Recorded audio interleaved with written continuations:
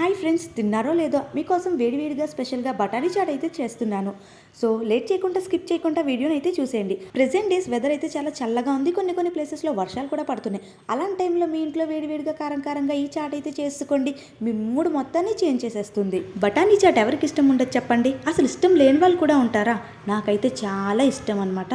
అసలుకే వెదర్ అయితే చాలా ప్లెజెంట్గా ఉంది. అందులోని చల్లని సాయంకాలం ఇంకా ఇది వేడిగా ఉఫ్ఫు ఊదుకుంటూ తింటే ఏమైనా ఉందా? ఆ కిక్కే వేరు నిజంగా చెప్పాలంటే.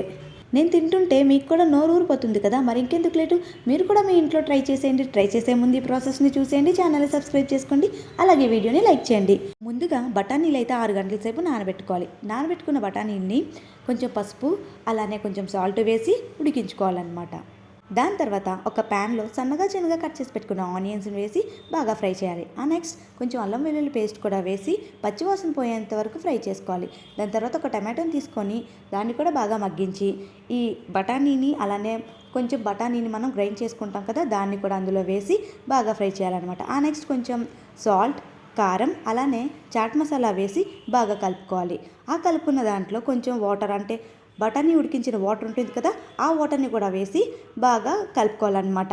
వాటర్ ఎంత ఎక్కువ వేసినా పర్లేదు, ఎందుకంటే అది ఉడికే కొద్దీ దగ్గరకు వచ్చేస్తుంది అనమాట. కన్సిస్టెన్సీ చాలా దగ్గరగా చిక్కగా అయిపోతుంది కాబట్టి వాటర్ ఎంత ఎక్కువ వేసుకున్నా పర్లేదన్నమాట. ఇంకా ఫైనల్గా కొంచెం కొత్తిమీర కూడా వేసుకొని ప్లేట్లోకి సర్వ్ చేసుకొని తినడమే.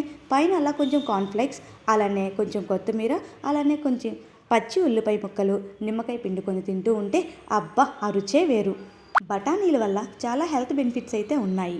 అందులోని నాకైతే చాలా ఇష్టం కాబట్టి నేను ఇక్కడ బెంగళూరులో నార్మల్గా గ్రీన్ పీస్ చాట్ అయితేనే దొరుకుతుంది.